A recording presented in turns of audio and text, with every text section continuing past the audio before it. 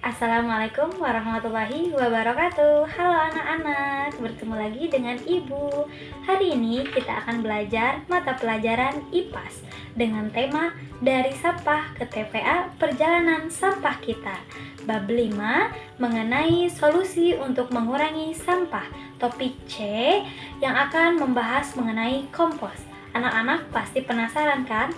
Yuk perhatikan video berikut ini dan selamat belajar. Nah, anak-anak, sekarang kita akan membahas mengenai kompos. Cara sederhana mengolah sampah organik di rumah. Harus anak-anak pahami bahwa kompos adalah pupuk organik yang dihasilkan dari proses penguraian dari bahan-bahan organik oleh mikroorganisme. Proses penguraian ini dilakukan oleh mikroorganisme seperti bakteri dan juga jamur yang mengubah bahan organik menjadi humus yang merupakan sebuah zat kaya nutrisi yang sangat baik untuk menyuburkan tanah. Lalu ada jenis-jenis kompos berdasarkan proses pembuatannya. Yang pertama ada kompos aerob, yang mana saat proses pembuatannya itu menggunakan oksigen. Pengomposannya juga relatif berlangsung cepat dan tidak menimbulkan bau busuk. Kedua, ada kompos anaerob. Pada saat proses pembuatannya tanpa menggunakan oksigen, pengomposannya juga relatif lebih lama dari kompos aerob, serta menggunakan tempat tertutup seperti drum. Dan yang ketiga ada kompos vermikompos, yang mana saat pembuatannya itu menggunakan bantuan cacing tanah, dan kompos ini sangat kaya akan hara dan baik untuk tanaman. Kemudian kita akan membahas cara membuat kompos atau dekomposisi. Yang pertama ada dekomposisi anaerob atau cara membuat kompos tanpa oksigen. Yang pertama bahan organik dikumpulkan seperti sisa makanan, kotoran hewan, limbah pertanian, dan lain-lain. Kemudian dimasukkan ke dalam wadah tertutup biasanya berupa lubang, tangki, atau drum tanpa aliran udara masuk. Kemudian mikroorganisme bekerja seperti bakteri yang menguraikan bahan-bahan tersebut tanpa oksigen dan menghasilkan gas dan juga pupuk cair ataupun padat yang mana dapat dijadikan pupuk kompos untuk tanah dan juga tanaman. Kemudian yang kedua ada dekomposisi aerob atau membuat kompos dengan oksigen. Yang pertama bahan organik dikumpulkan seperti sisa dapur, daun kering, kotoran hewan, dan lain-lain. Kemudian ditumpukan di tempat terbuka atau wadah berlubang agar udara bisa masuk supaya mikroorganisme bisa hidup dan bekerja.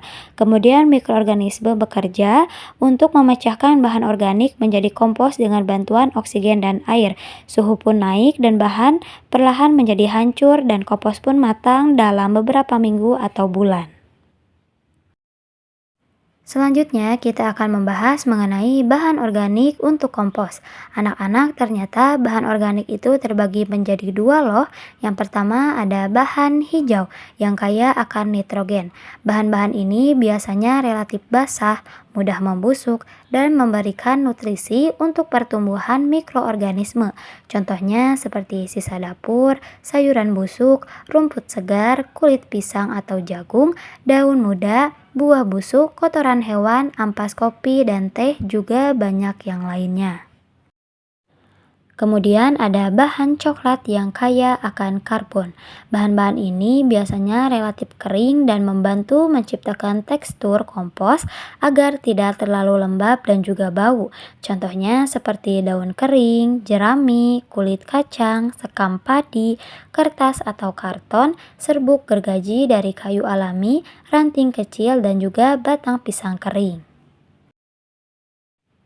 Selanjutnya, kita akan membahas manfaat dari kompos.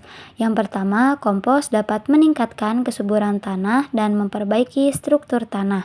Yang kedua, kompos dapat mendukung pertumbuhan bagi tanaman karena kandungan nutrisi yang terkandung di dalamnya.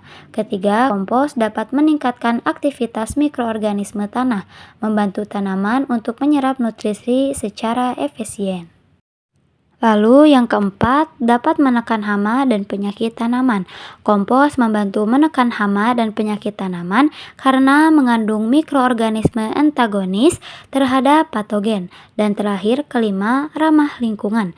Membuat kompos merupakan cara efektif untuk mengurangi volume sampah organik dan mengolahnya menjadi sesuatu yang bermanfaat. Nah, cukup sekian pemaparan materi hari ini mengenai kompos yang telah Ibu berikan kepada kalian. Mudah-mudahan dapat kalian pahami dengan baik dan sampai bertemu lagi dengan Ibu di pembelajaran selanjutnya.